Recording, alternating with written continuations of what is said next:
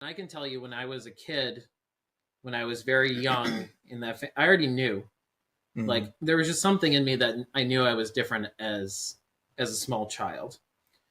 But at the same time, it was very hard doing anything about it because my father at the time, very, let's say like masculine, very masculine individual, taught karate class.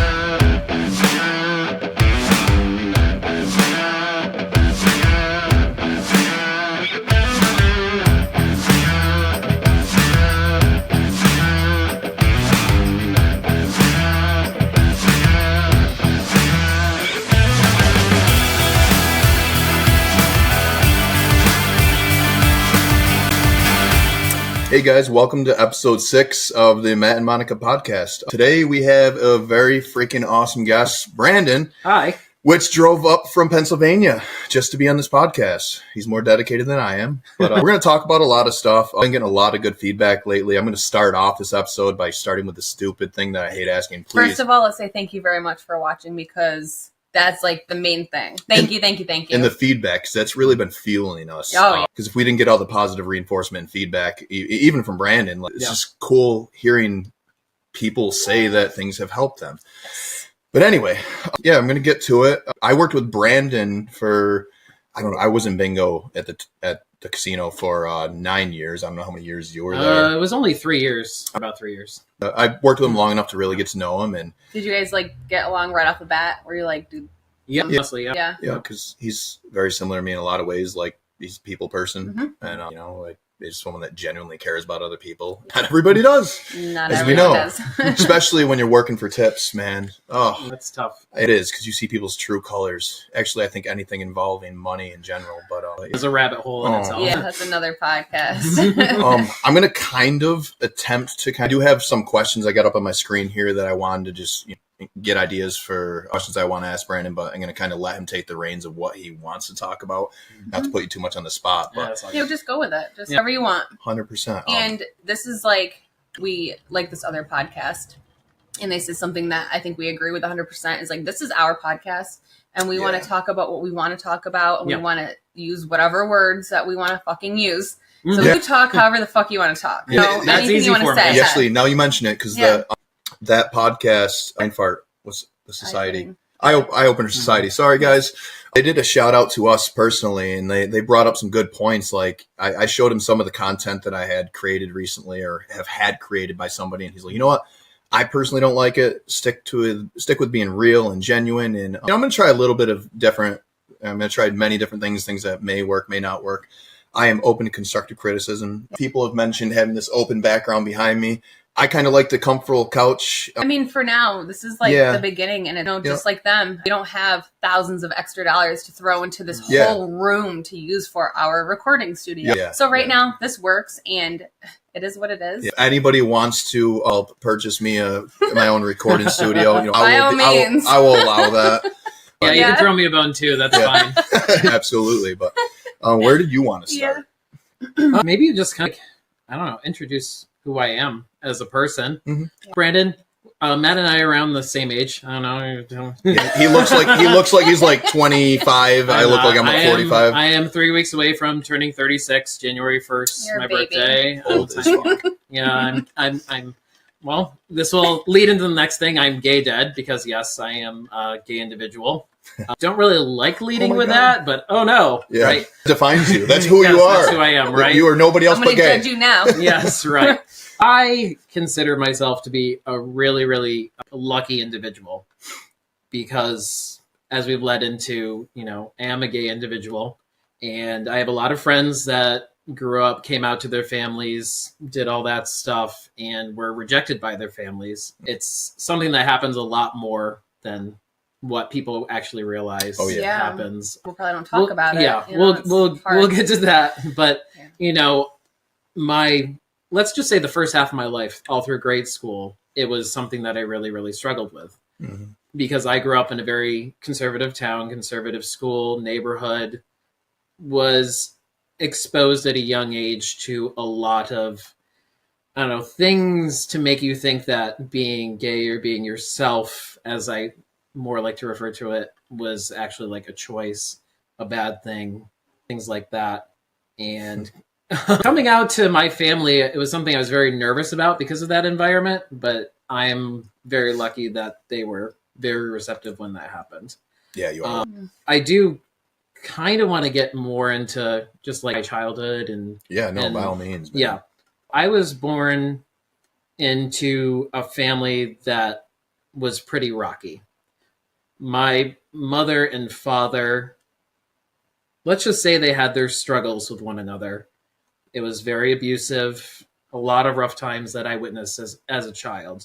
A lot of people don't know this, or like to assume that, people that talk about being gay just say it's like a choice or something like that. People that say stuff like that.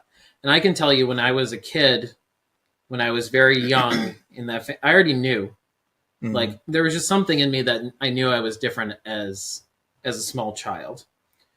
But at the same time, it was very hard doing anything about it because my father at the time, let's say like masculine, very masculine individual, taught karate class, just typical, just anything and everything like you would basically classify as an alpha male. Yeah.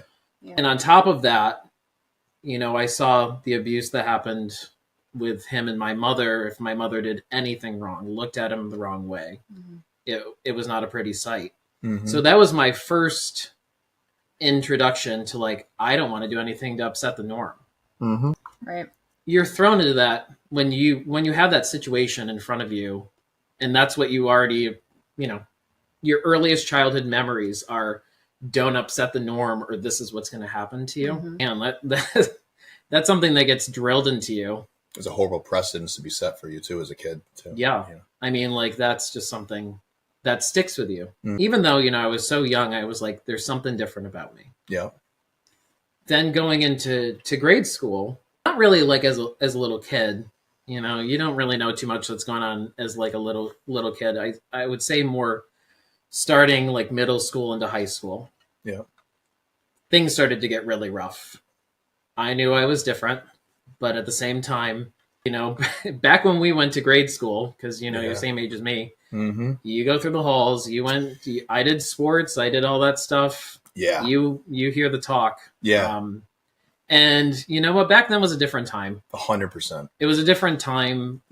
People, would say different slurs, call people gay, call people, this and that. Yep. And, at the time, you kind of like let it roll off your back, at least for me, obviously. But, like, for me, I just kind of let it roll off my back, but you don't realize how much that builds up. Yeah. Kind of, you let it roll off, but it sticks to you. Yeah. And it starts weighing you down more and more and more, until it's like a waterfall. Yeah. And it just got very difficult. I was trying to hide who I really was. Because once again, going back to the childhood, I didn't want to upset the norm. Yeah. Yeah. So I was just talking about how when I started going through like middle school and high school, you get hormones kick in, everybody's going through puberty. It's just fact of life. And you start learning a little bit more about yourself. And when you get to that age, everybody knows how middle schoolers can be and high schoolers. Oh, yeah. Different breed of people. But it was just so uncomfortable. So me personally, I don't really fit into a mold, if you will. Even though even in grade school, knowing I was a gay individual, I did a lot of things you could say are like stereotypical straight things. Like, I like sports. I like hiking. I like camping. You're not a real gay. I know, right? The funny thing is, I've literally been told that by people in the community, which is crazy. It's like homophobic from homosexuals. Yeah, it's a thing. That's so confusing. It's a thing. Well, I'll seriously get into that. Trust me, I have stories. But even just from the grade school thing, you just hear it constantly. You hear, since I did lots of sports and lots of things that were considered, masculine, straight, things like that were just stereotypically labeled like that, you would just hear all these tropes you hear all the time about, that's gay, that's stupid, oh, you like guys. People just constantly saying that. You're like, wow, if I'm hearing this from all the people that are my peers, why in the world would I want to tell them basically my darkest secret about myself? I had a lot of anxiety issues I can imagine. Yeah. in my youth. Bad. Would get like the shakes. Would get a lump in my throat whenever I feel like somebody might find something out about me. Anxiety sweats. I would literally sweat through my clothes sometimes when I got super nervous about things, just because of who I was. I dated girls all through middle school and high school. I was with a girl for 3 years. Really? During high school. And I guess you can call it fake it till you make it. I'm good at. Right. Not that I'm gay. Nothing to do with being gay. But so he says, I don't know. I've been accused of worse things. All right? You know? We'll figure that out tonight, but the Matt and Brandon podcast. That's an OnlyFans, not a podcast. But yeah, it was rough. I have a question. Yeah, sure. Did you have like a best friend or someone that was like there for you? I had a best friend, but I did not even tell her that I was gay until I was in college. Jesus. I had nobody, not a single. You feel like you couldn't say it? I did not have a single soul. That's wild. Because, you know what, to be completely honest, I did not know who I was when I was in grade school. I actually didn't believe myself that I was gay and who I was. The world's giving mixed everything, signals of what you should be. This is what you should be, but this is how I feel. So it's like, you're probably like, what the heck is going on? You see a lot of things.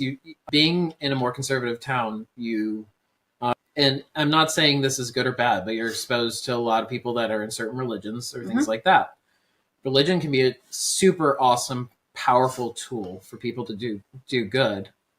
And it can be flipped just like anything else. And I had a lot of people telling me, because I was raised Catholic. I was in a Catholic household. I was confirmed. I was an altar boy.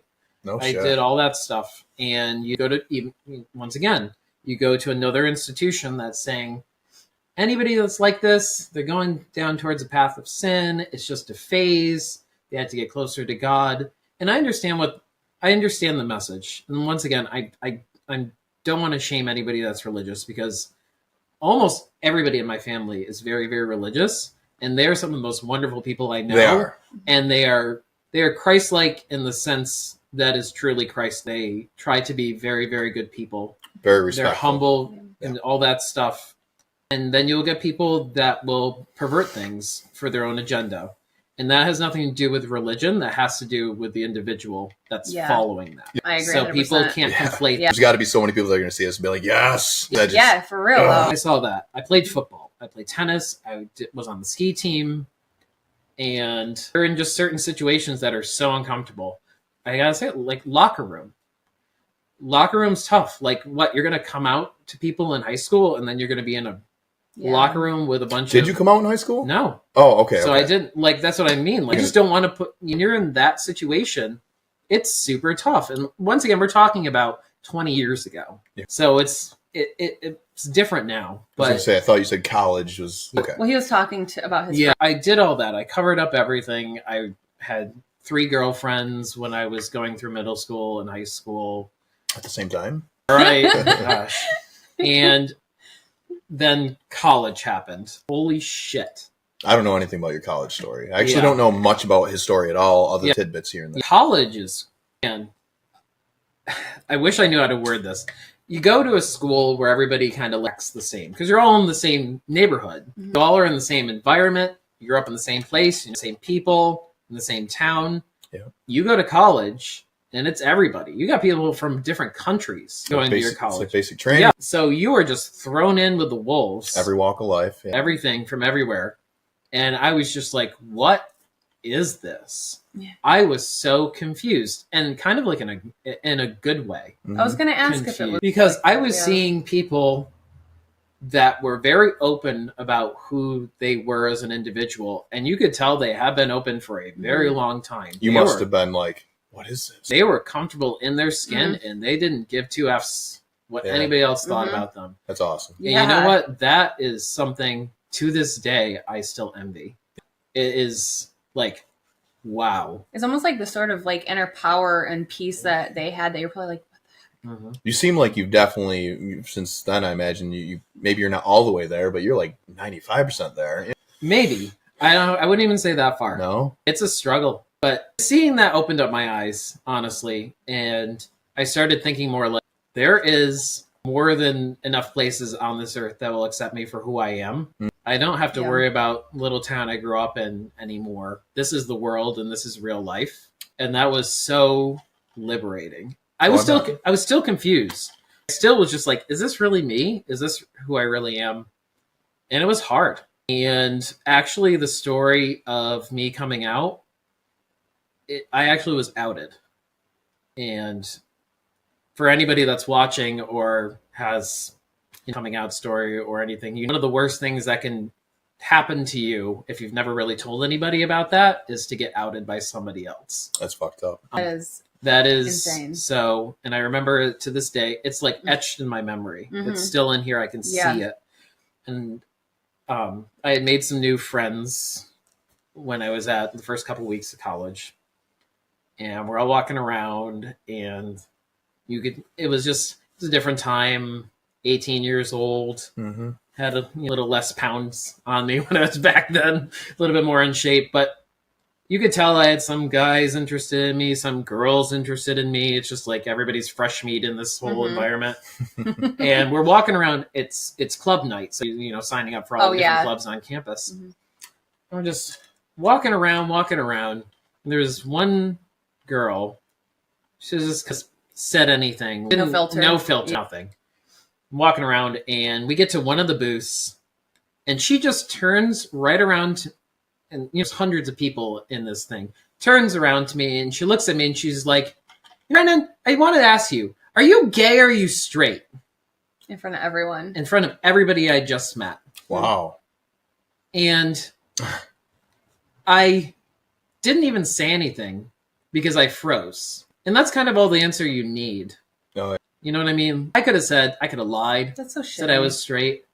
I could have said that I was gay. And then I could have stayed silent like I did. But that's kind of an admission in itself. Yeah. Well, I'm put on the spot.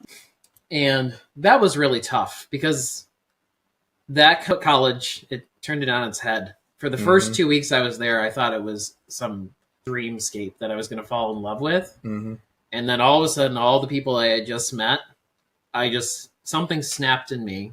And I was like, I don't want to be part of this group anymore. Because they had just taken the most sacred thing that I had at that time and just blasted it to the universe. That was very tough. But then I knew I had to kind of navigate that.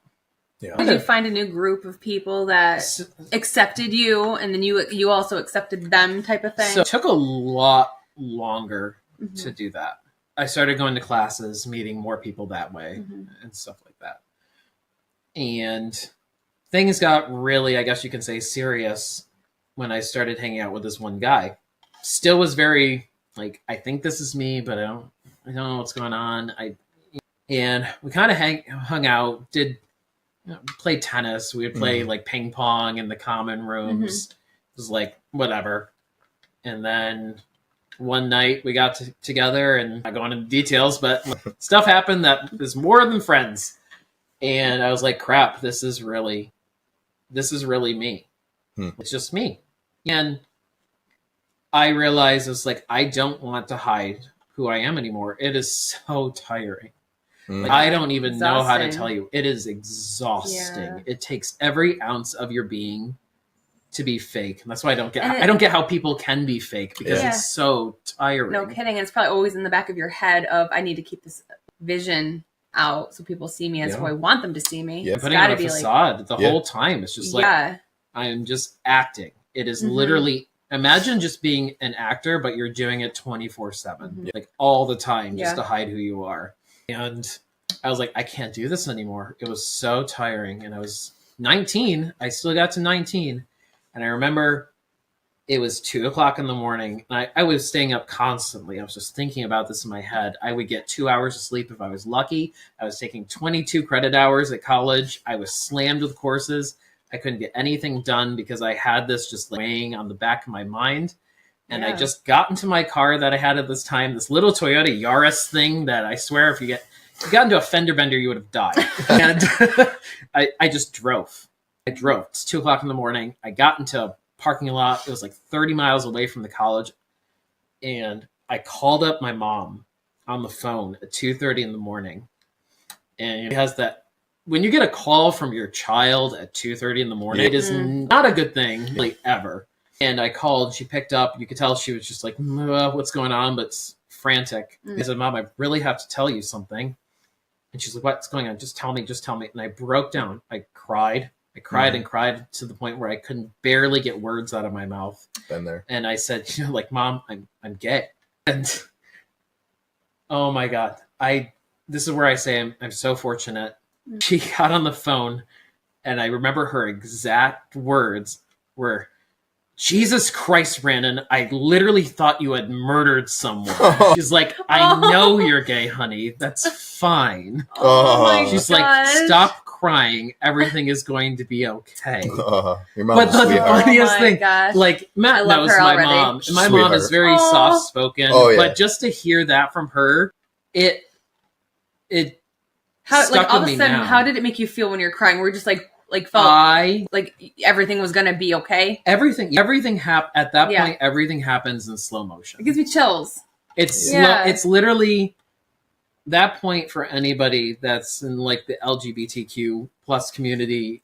If you had to go through that, if you had to tell somebody who you really are for the first time, and I can guarantee almost for everybody, it goes in slow motion. It is so rough because you're like, I am about to let people know something they might not agree with. They might shun me. They might kick me out. They might hate me. They might think I'm evil. There's people that tell their families that they've been with for 10, 15, 20, 25 years. I know people that have told their family in their 40s that have had children that are like, this is who I really am. I've been playing this game, putting on this fake face and fake personality. Sad. And their families still want nothing to do with them. And that makes me hurt. I'm so fortunate she said that, because that was just like the biggest weight off my shoulders. The only regret I have is I wish I did it in person, but I just, it's one of those things that you do where you have to do this now, or it's just it's not going to be good. I'm not going to be able to get by. That's that story, at least. I don't know what other avenue you want to go down. Yeah, I have this really horrible habit where I want to get out what I have to say immediately, because if I don't, it's gone. Yeah, but please I held it. No, I held it for a good 5-10 minutes. But I just remember when I met you, and I remember, and this could apply to a lot more things than someone being straight or gay or whatever, or black, white, male, female. I grew up in a small town.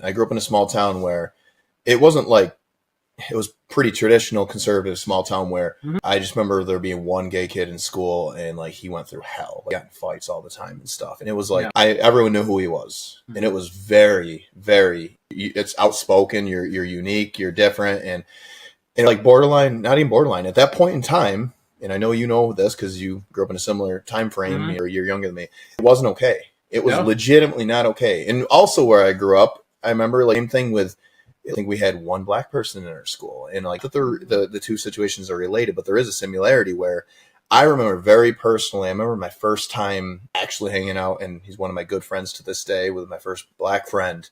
And I just remember like, why was all this hype about black people? And then I remember working at the casino, and I remember working with different gay people. And I'm like, these guys are some of the most decent, kind-hearted, not all of them. Just like anybody, there's shitbags like any other. It doesn't. There's good and bad people there. I remember meeting you and other people we were talking about today, and it's like, it's cool because it really opened my eyes just seeing you how you are, and maybe there's other people out there that haven't had any gay friends and stuff. Maybe they'll see this podcast, be like, all right, maybe I shouldn't be so damn judgmental. But people are so quick. They're so quick. Well, that's because everybody does this. I'm sorry, you do it too. But everybody does this. People have certain images that pop into their head when they think about something. It's just kind of like human nature. Like you think about whatever. You think about a lot of people, if you haven't met somebody that is gay or anything like that, you just get this image of, I don't know, like rainbows and pride flags and half naked people on parades. And a lot of people get that image. And I'm not mocking that, because pride is definitely an important part of our culture. But at the same time, we're all human beings. We all have jobs. We all have families. We all have people that we love. We all have morals and values. We all strive to want to be I hope, strive to want to be better the next day. Mm-hmm. Our sexuality shouldn't be something that defines us, because it really has no place in anything else that we do in life. That's why I'm trying to battle. It's trying to battle being gay and being proud and okay with that, with also balancing it with that's not how I want to be identified as. Yes. And that's really, really tough, because I'm not ashamed of who I am. Mm-hmm. And I don't want that stigma people to know you as you being gay. Right. And there might be person. characteristics. I might have a higher voice than most guys do. I might do things that, like, in a different manner. But I don't think that makes me any less of a person. It makes me just a different person. There's no gay agenda. Sorry to disappoint everybody. My agenda is I want to be treated like a human being. You can call that the gay agenda if you want to. I just want to have the rights and be treated just like anybody else. It's just so weird to me how people are so judgmental against anyone that's different, mm-hmm. because I'm not like that. I couldn't even, I don't care how people are. Yeah. It doesn't affect me. Let mm-hmm. people do what they want and live happy lives or whatever, as long as you're not hurting anyone else. Correct. How can people harp on you for just being you? Because I'm sure there's shit that they do that we could all harp on them about, but that's their life. Who are we to judge? It's Matt and I were talking a little bit about this actually earlier. I think it has to do a lot about people having a really hard time to self-reflect, or mm-hmm. they project maybe something that's not going so well in their life onto somebody else. They have to take it out on somebody else. Yes. And people are are very afraid of what they don't know in general. That is true. And I used to be like that because honestly, I grew up in same thing. Like I was saying, when I went to college, it was something that opened my eyes. Mm-hmm. My high school that I went to had one black person and one Asian American. That was it. In my whole high school of graduating, not big, but a graduating class of 200 kids. Oh, it's very similar size to my high school. That's huge. I had 50. Yeah. And it's just, and you're just you go and you see everybody from all different backgrounds and races and identities, and you actually start talking to these people. Mm-hmm. And if you don't do that, all you really understand are tropes and stereotypes about people. You understand what the media wants you to understand about those types of people. You don't get a sense for who they are as actual individuals. Mm-hmm. Mm-hmm. Once you start talking to actual individuals and getting their story and why they act the way they do, why they are the way they are, their background, everything like that. That's why I think podcasts like this are super important. You have to get to... I was just thinking, so how you grew up, seeing things that you saw in your home molded your nerves and your heart and your brain to kind of walk on eggshells your whole entire youth when you're growing up. So you were kind of trained to be afraid of the unknown or be afraid of how people would react to you. Maybe if you were brought up in a different situation where your parents really, really got along and showed so much love and understanding, maybe that would have been a little different for you. To be more of okay with who you were, because people that you were watching were okay with who they were. Society still didn't allow it back then too, though. Right, but I'm just saying maybe it wouldn't have been, I don't want to be judgmental on that, but just maybe it would be a little bit different. You know what I mean? Yeah, no, absolutely, I'm sure. I think another topic we touched on before this was people can change. Yes. Thank you. I grew up, yes, like you said, I was raised to be very timid, very shy, not to question anything. Yeah. All the way through grade school, I was like the teacher's pet. I never liked to raise my hand. It made me so nervous to answer questions out loud in class. I was silent. I just did well in school, did my thing, didn't ruffle any feathers. So I was like that as a kid. Conversely, my father, like I said, the first few years of my childhood, they were not pretty because my father grew up in a household where his father did the same thing. Mm-hmm. His father never changed to the day he died. He was an abusive, an alcoholic. He just never changed as a human being. My father grew up seeing that, and I don't like to say that's an excuse.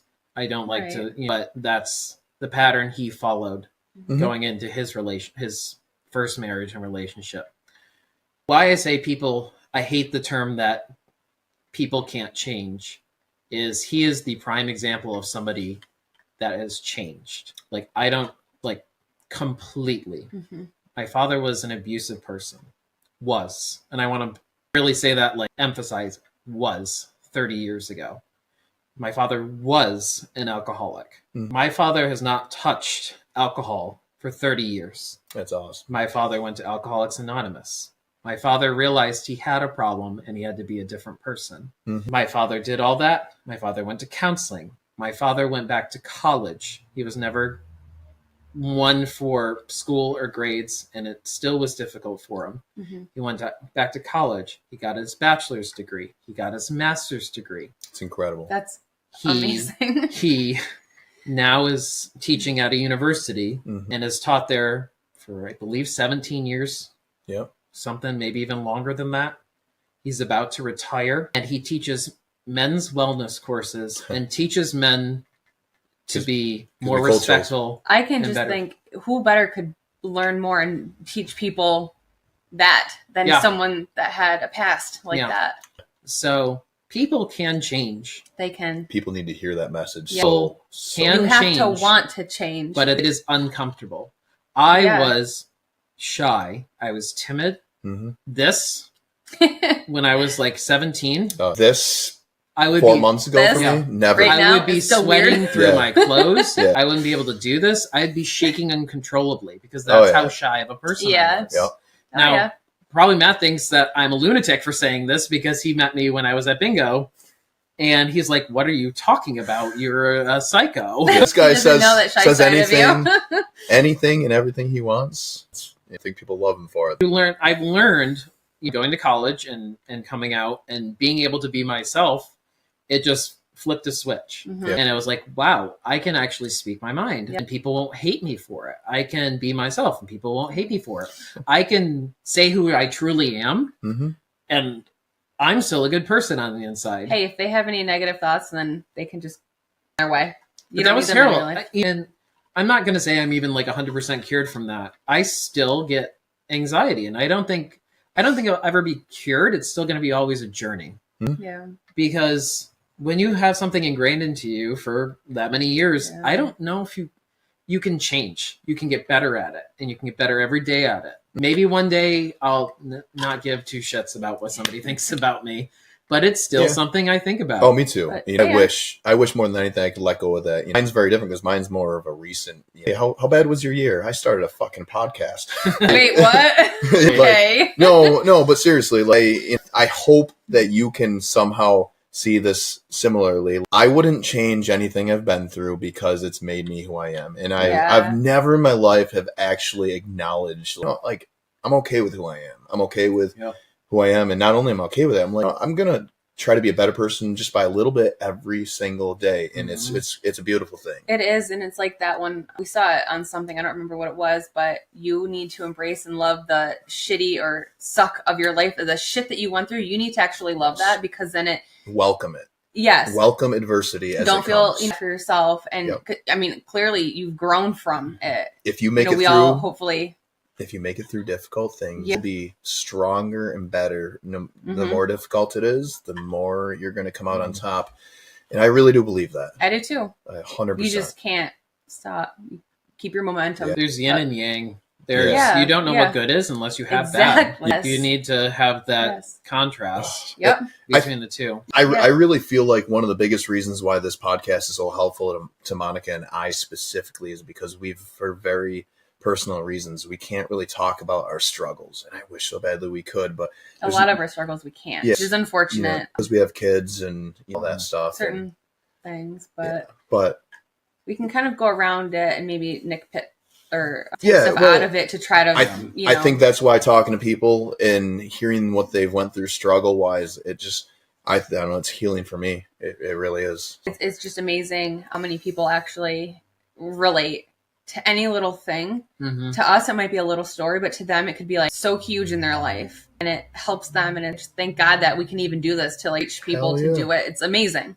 I love it. Yep. Life is, when I say getting to college and my life was kind of like rated, it's not like everything was sunshine and rainbows after that.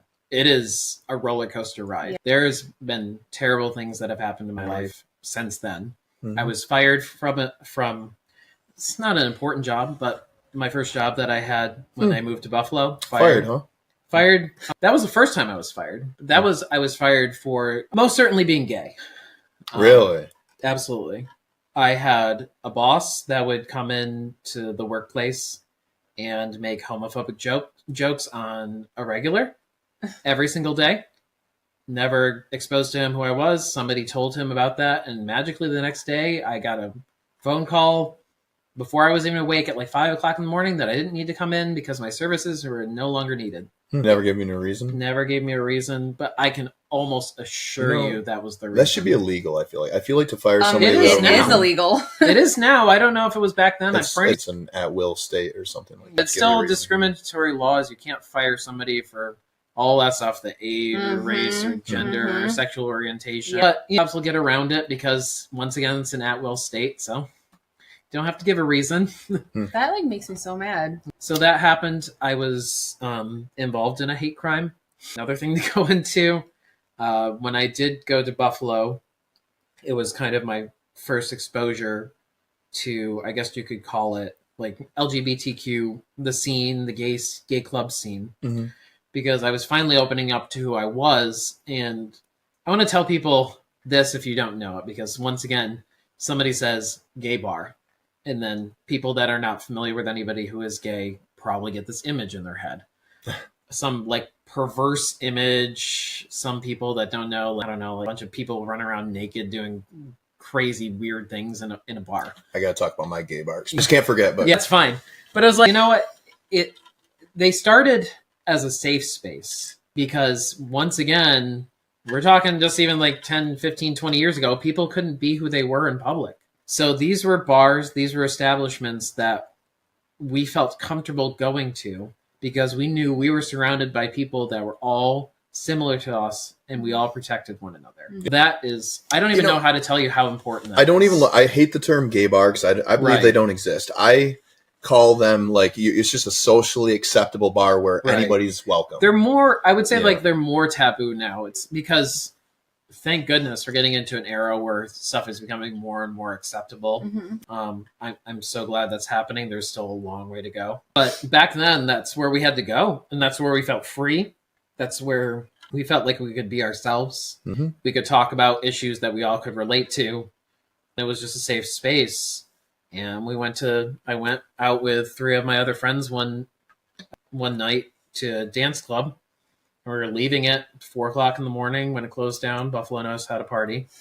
And we're leaving, and we had three guys across the street. I don't know if they were staking out the area. I don't know if they were drunk. What happened? We got the, hey, so I'm using the words they use, but like, hey, fags, where you going? Where you going to, they were just throwing slurs, going to do this and that and these like sexual things, and we were trying to ignore them. And my friend, drunk, he wasn't driving or anything. We were literally walking back to our apartments. Mm-hmm. He just couldn't. He shouldn't say couldn't keep his mouth shut, but he just was not going to keep his mouth shut, and he just went off. And these guys are like, I'm 5'7". I was a little guy back then. I was 5'7", 140. Like, I'm not fighting anybody. Mm-hmm. And these guys are like 6'3", 6'4". Big dudes. Hey.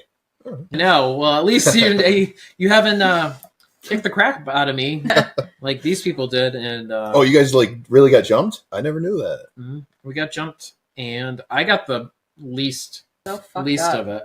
And the 2 of the other guys, they had to go to the hospital.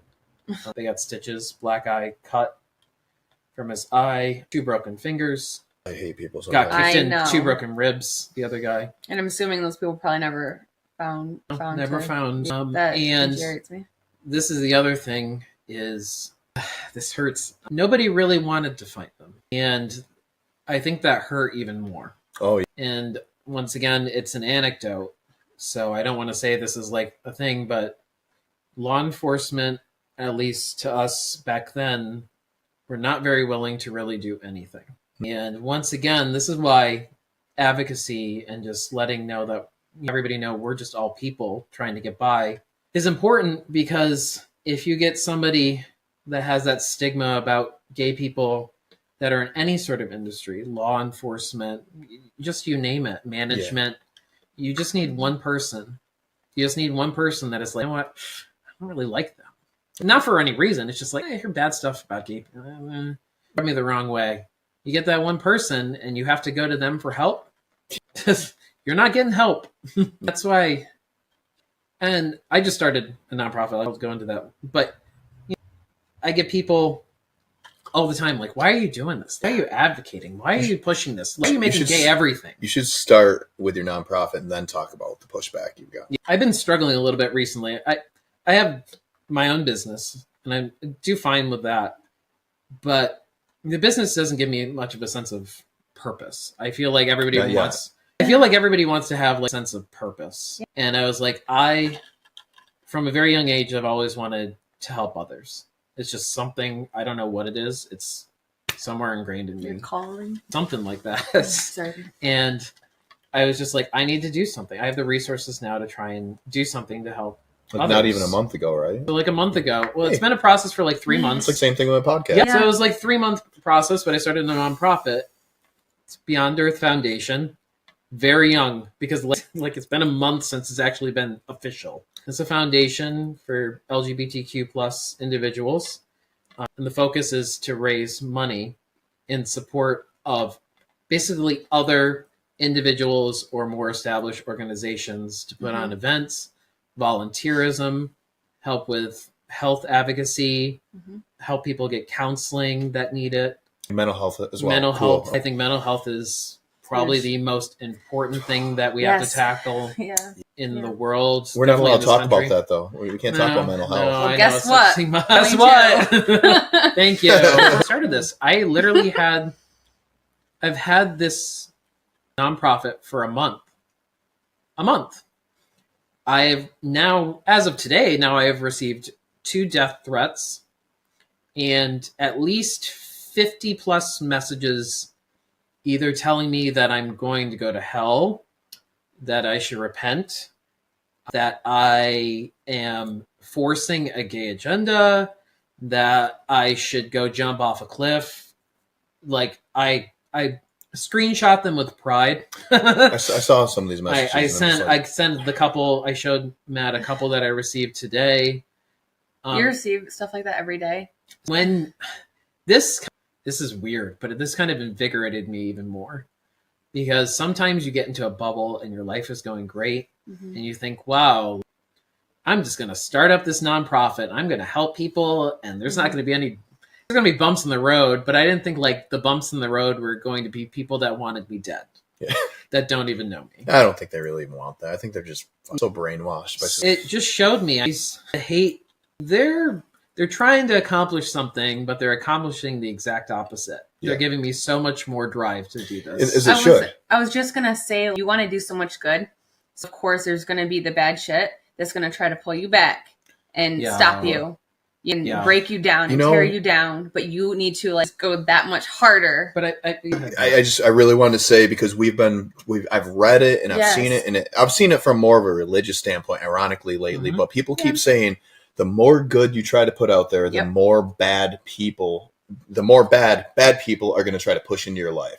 The more you try to do a good thing, the more you're going to be attacked. And it's just remember that, and it should just make you stronger. And I know it's like hard.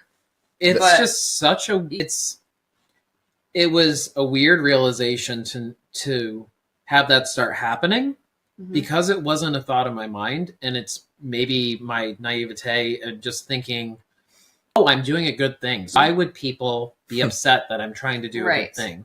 Right. And I'm like, oh, that's right. There's still people that hate me that don't even know me just because I identify as a gay person. I can't believe it's still like that.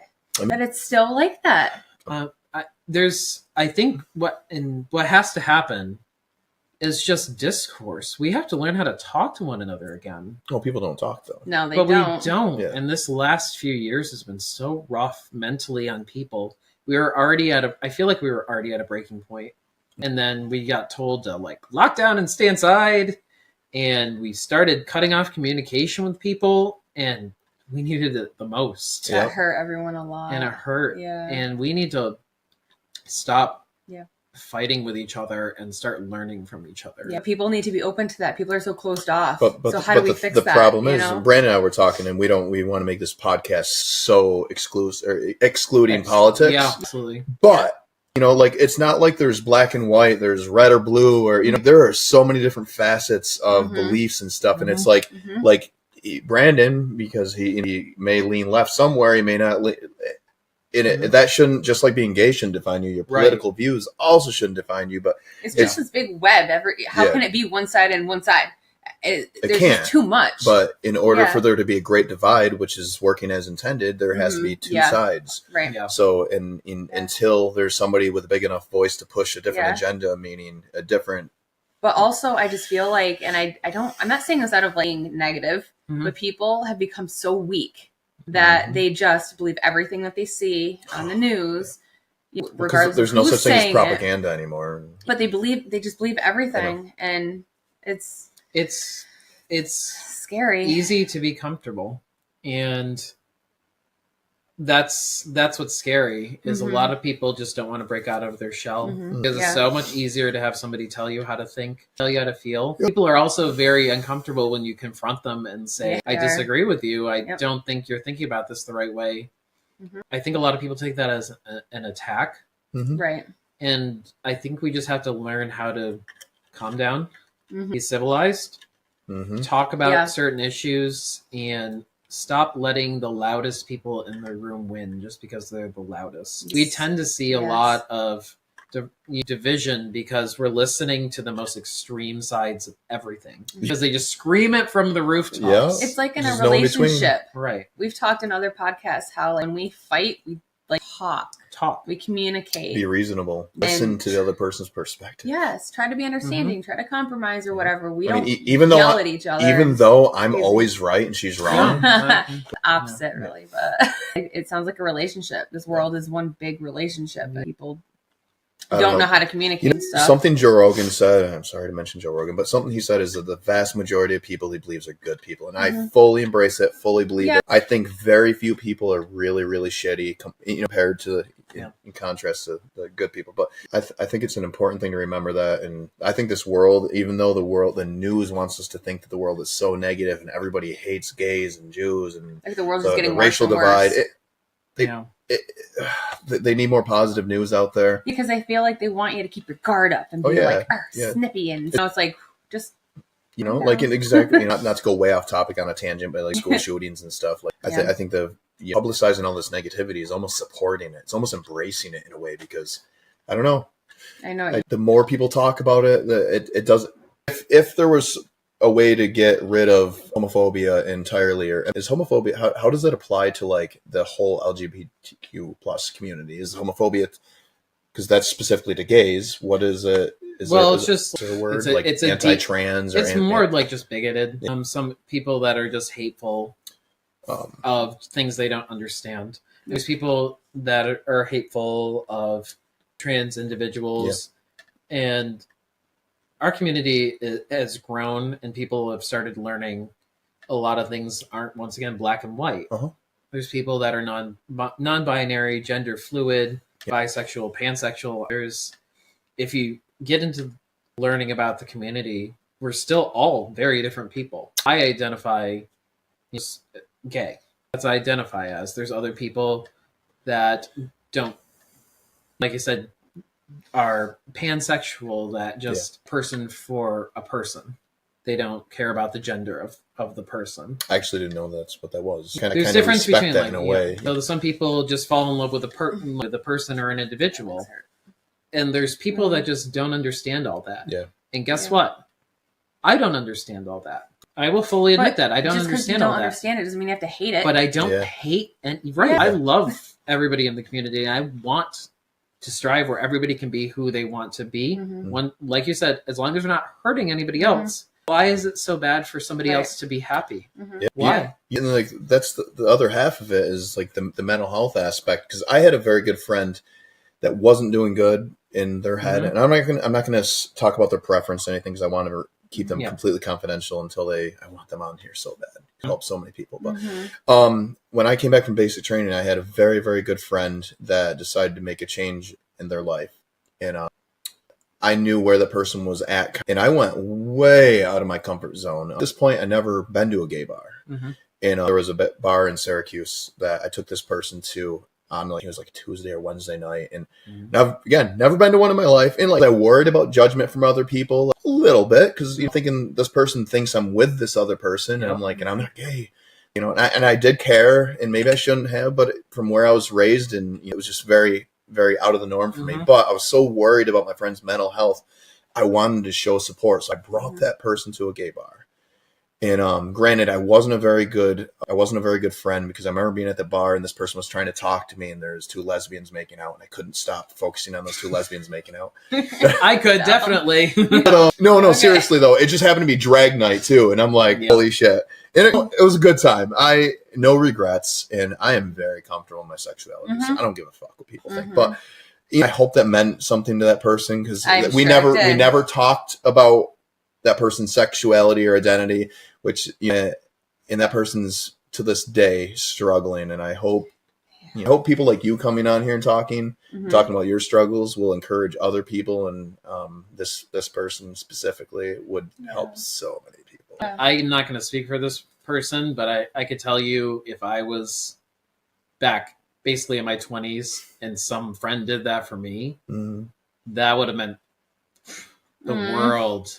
Because in a way, I have lived almost my entire life outside of my comfort zone. Yeah. So for somebody else to just step outside of their comfort zone and show support, that's so symbolic and it's so meaningful. Because how many people know that? You can literally, once again, if you're in your comfort zone, it is easy to just keep going in your comfort zone.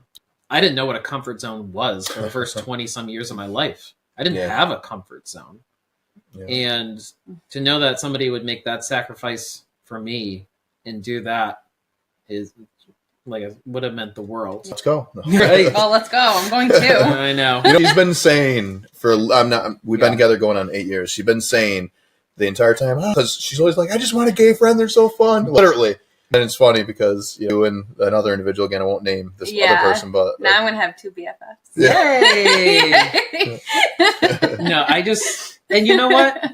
That's another thing. It's all in the news, drag shows, drag this and that, getting banned in certain places. You know what? Just, I have now been with a lot of straight people that have gone to drag shows that I've gone to. It's the time of their life. Yeah. You know what? It's not harmful. Nobody is trying to get your child to dress up. Nobody's trying to turn your child gay. There's the same things, all these tropes. You see such terrible things that people say about drag performers, like pedophiles. Where do you even get that from? We're performing in bars. You have to be 21 or older to go there. There's shitty people in every profession, in every identity. Right. There's shitty people. Right. It's it doesn't not matter. attributed. Drag is an art form, and it's a form that people in the LGBTQ community choose to do because they struggle inside with who they are.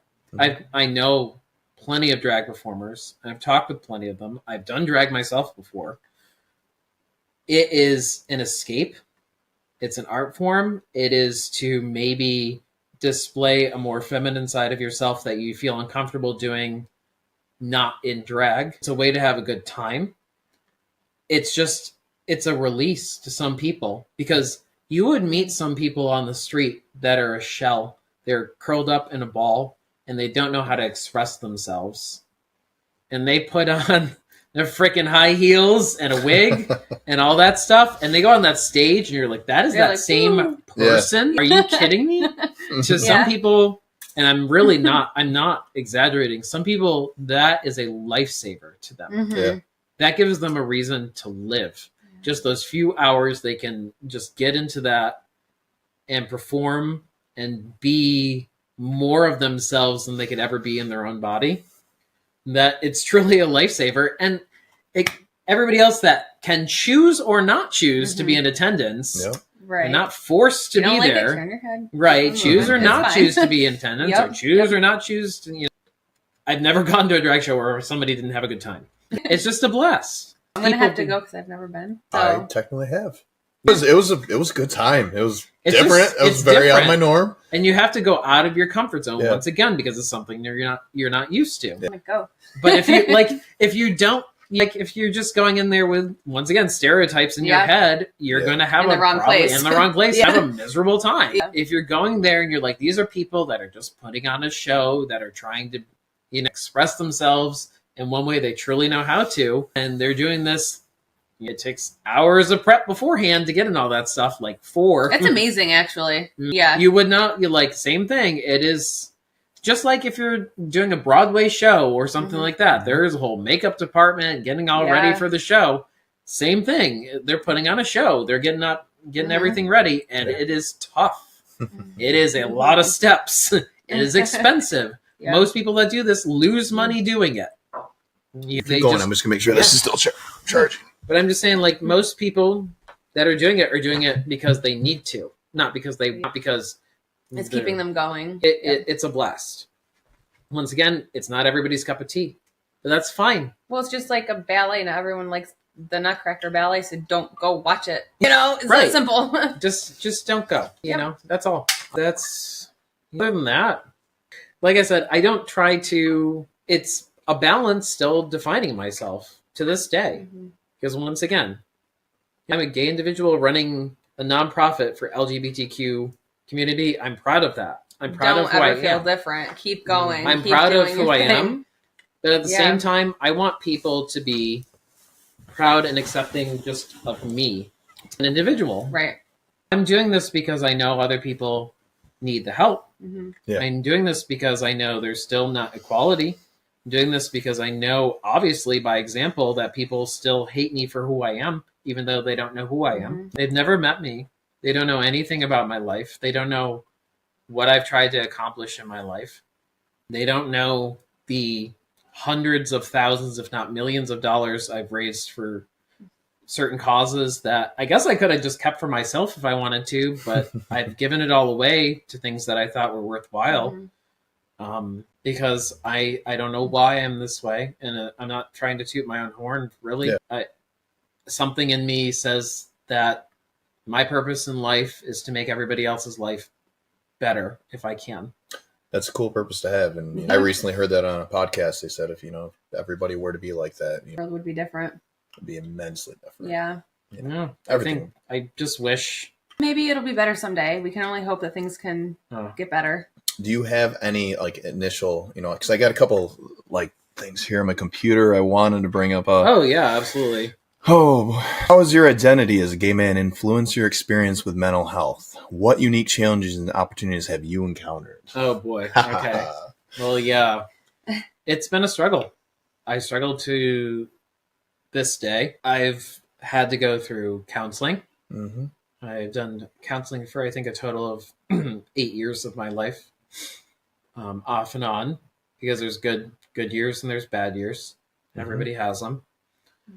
I have had to take antidepressants because, like I said, you can kind of roll stuff off your back, but when it starts coming down, coming down like a waterfall, it's like you can't carry it all. It's almost subliminal. It just starts building up in your head. You don't know it's there until sometimes it's too late. And I'm not ashamed of getting mental health at all, mental help, because it's not a stigma to me. We have health issues. Twist your ankle, break a bone, you do something, hurt your back. Yep. Something's going on in your brain. That's you. I mean, that literally, your brain is you. That's got to be the most important thing. I touched on that, and for those people out there that aren't aware, I talked about initially, it was first YouTube video I've ever posted of myself talking. And it was me talking about going into a mental health clinic for just an eval and making sure I was okay. Again, you can go into a mental health clinic. It doesn't mean you have to be suicidal. It doesn't mean you have to be a threat to yourself or other people. it's gotten to a point where Monica has said to me this year, I think more than once, where as much as I'm worried about other people that are going through difficult things in our life right now, she's like, I'm really worried about you. And, I think it's really important, if nothing else, which was really good for me, hearing from a quote unquote professional, which was out of this world amazing. I've never talked to an actual licensed psychiatrist. Psychiatrist, and they told me I'm going to be doing the right thing, and I was thinking for sure they're going to be like, "Oh, take these pills." Which I told them right off the bat, I'm very adamantly, and not against antidepressants for other people. I'm like, for me personally, I just don't want to be on anything. I just want, and they told me I'm in a very good place. I'm going through a lot, and just keep doing what I was doing. Which that was so healing hearing that from this professional. But anyway, I didn't want to. It's just, I think everyone could go to therapy or whatever. I think everyone has issues in their life, and no one should be ashamed of it. No. It should be actually pushed a little bit more. I feel like people need to feel okay with doing it. I think therapy is important, but I think the only reason Brandon's sitting next to me right now, the most important thing, in my opinion, I'm subject to my own opinion, I think the most important thing when it comes to mental health is reaching out to other people. If you're going through shit, try it. Try being there for somebody else, even if it's just a little, just being like, hey, I hope everything's going all right. Because I've reached out to people. I've reached out to Brandon, or he reached out to me or whatever. And like, very recent like a few days ago, I just happened to be going through a shitty day, and I talked to him, and he's going through a shitty day. And like, knowing that somebody else is there, and if it, hopefully you can genuinely care about what that person has to say and vice versa. And if being there for other people is probably the most therapeutic thing I've ever found amongst some other things. But well, it's like you're saying, you don't have to go to a therapist or a psychologist or whatever. People that you and your friends or family could help you too, just as much, if not more. Maybe your significant other. You need to open up more to them about your mental health or whatever you got going on. Be honest. Hopefully you have a relationship where you're able to do that, because not everybody does. There's nothing shameful about talking about needing help.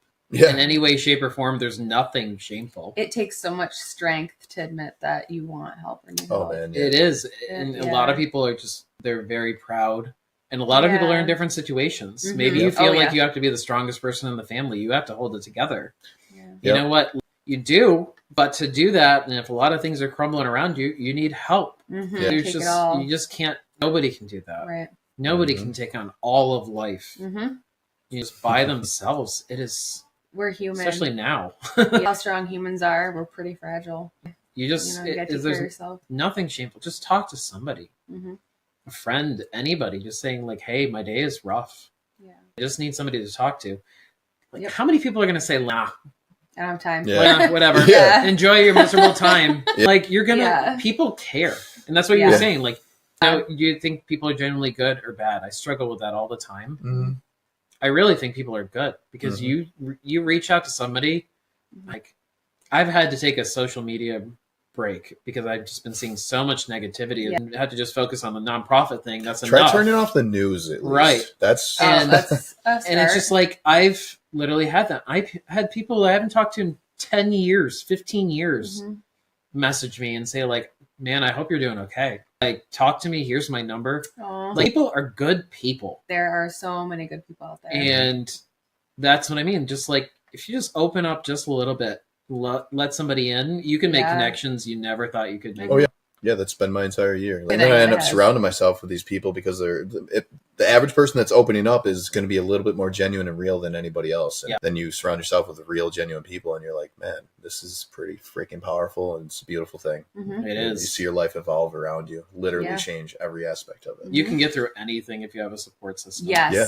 Anything. Yes, you can. Because a lot of people crash and burn because they don't want to turn to anybody. Yep. Yeah, and I got those people too that I have talked to where they just they want to talk, but I talk to them and they'll talk through text over online, but they don't want to hang out. They don't want to get out of their comfort zone, but they will bitch and moan, and they'll put zero effort into making any changes. That's the flip side of it. And it's not my place to judge them, and everybody's got their and they have their own timing. Things will click someday, hopefully. But I just hope people don't wait until the timing's too late and they're too far gone, and that's out of our control. Get involved. You can only do so much. Right. You can't be the other person. You can't. Exactly. You can be there, but you can't be them. Right. There's like a thing that I read before or whatever, and it can be there for people and try to help them, but you can't save them if they don't want to be saved. You're like, you can't beat a dead horse. Right. you're hurting yourself. You can be there and be like, hey, when you're ready, I'm here. No matter when it is. Yeah, no matter absolutely. what, I'm here. And just takes a lot of pressure off knowing that you at least tried. Yes. Because as long as you just made that effort, if nobody's going through stuff and you're like, I'm here for you if you need me. Yep. You're not obligated, but at least when you go to sleep at night, you know that you've done something to try and alleviate the situation. That's what you can do as a human being. Just people have to be willing to reach out, and a lot of people have a lot of difficulty with it still. There's still a stigma about reaching out for help. And a lot of people, mental health that I think is the most important thing. It's the reason why a lot of stuff is going on in the world. Starts all up here. Because it's all up here. Yeah. It does. I wanted to touch upon, do you have any very entertaining stories? Maybe borderline not politically correct, but something that would be, I don't know. Entertaining. Maybe that should have been something I should have gave you a little time to think about. I was just thinking. Or the first one that popped in your your head. You're a funny fucking person. Like you, the shit that you've taught me, man. You know, I'm going to say it. I didn't, before I met him, I didn't know what a top or bottom was. I guess I didn't know that until college either. I was like, I have to do a role? This is a thing? Oh my God. And the stories you've told me, which those I won't repeat on here, but yeah, it's that's for our rated R podcast. I don't think R would cover it. No, it would not cover it. Not rated. No, whatever it is. But you go through a lot of funny things. I've been on a lot of terrible dates. Oh, tell me when. I went on one date that we couldn't be together because I didn't believe the Earth was flat. What? Yeah, and another date with somebody. Wait, Earth's not flat? I don't know, whatever. Maybe, I don't know. But apparently, just because I had an opinion.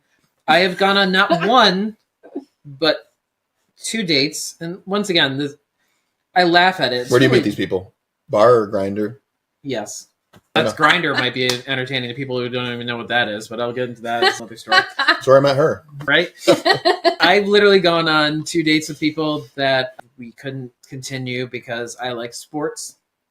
Oh, that's... So that's what I mean. It's like... so weird. People... You're not a real gay. Right. People can be discriminatory no matter who they are. It's not... It's internal. It's just like you can still be a bad person no matter what community you belong or what you want to say you belong to. My goodness, I've had so weird. I've had a lot of weird experiences just going to traveling different cities. You meet all sorts of different people. The culture in every city is completely different. Oh yeah. I just getting to know people and getting to know actual humor inside of people. That's that's my joy, because there's a quote that I really take to heart, and it doesn't have the same meaning. It's kind of like in an essay, a poem. It's called The Idiot. And the quote is, "Beauty will save the world." And it's not such a nice quote in the book, really. But I take in a different meaning. If you go and search out the beauty in everybody and in everything, you see the good in people. That is what's going to save the world. The inner beauty. That's cool. Yeah. And so I've always loved that quote, even though it doesn't really have. It's more of a narcissistic quote in what I'm talking about. But if you look at it at a different slant, beauty will save the world is kind of powerful. I could see it's it. Not it doesn't mean have to it's be kind all of pretty. Goodness will save the world. Beauty in everybody will save everybody. Right. With the current development of artificial intelligence, man, and that's a huge thing that I'm into. Yeah, I think AI ethics and you think the whole beauty will save the world type of thing is quite relevant, because even AI right now is really heavily in the spiritual side of things, or at least in my conversations that I've had with with your conversations. Yeah. Oh yeah, my conversations have went very incredibly unique. But, so cool. But anyway, yeah. Is there anything else you wanted to touch on? We're at an hour and 15 minutes actually. Look at us go! I'm shocked. The only thing, my selfless plug, my foundation, screw the business, whatever. That's doing okay. Yeah. My nonprofit, once again, it's called Beyond Earth Foundation. It's a 501c3. So anything you donate to it is tax deductible. Registered in New York. Cool. Yeah, it just means it's a registered charity as of a month ago in the state of New York. all official. So once again, legitimate charity. I started, me, myself, and I, and 2 other board members.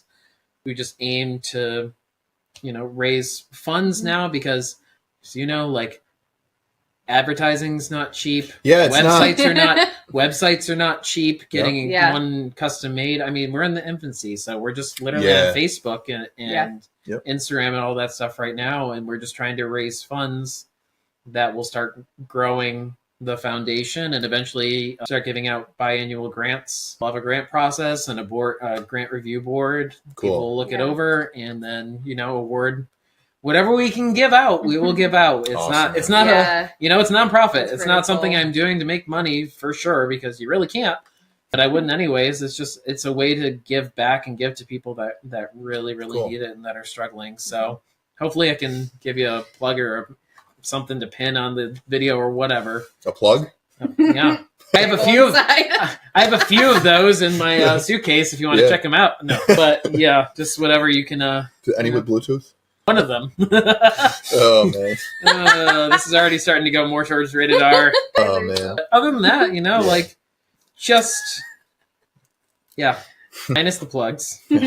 Just respect everybody for who they are. Yeah, seriously. Respect for people.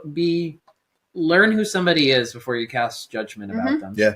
If they're a bad person, they're a bad person. You'll see it eventually. You'll see it. Yeah. It doesn't mean that because somebody is this, they are automatically a bad person. I think that's what I hope anybody gets out of this. I think I have an issue because I always think when I meet someone, they're automatically a good person. Yep. And then I trust them before I really should. Mm-hmm. And then I get to know them. I'm like, oh, damn. So I don't think, in the grand scheme of things, maybe starting on that foot is better. Yeah. I think it might be really bad if you started out just thinking everybody was a bad person. Right. That's how you get cynical. That's true. Yeah. That's how you get very jaded and cynical, thinking that just everybody's a bad person. Yeah. I've gotten into ruts like that, but that's my big takeaway. Like, if anybody can learn anything about this podcast, I'm Brandon. I'm a human being that's also gay. Yeah. That's who I am, and I want you to judge me for what I do and who I am. Yes. Who I am is not gay Brandon. Yeah. Yeah. That's what I literally that's what I want to, Yeah. I'm not ashamed of who I am. You shouldn't at all. Mm-mm. I'm proud of who I am, but I just want people to know me as me and not be scared of, people like me, people that are in my community. We're all human beings, and we just want respect. We just want to be treated like everybody else on this planet.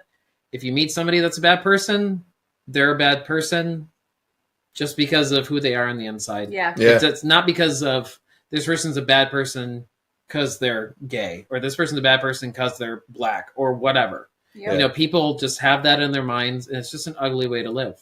Yep. Learn about a person first, get to know them, talk to them, and then make that judgment.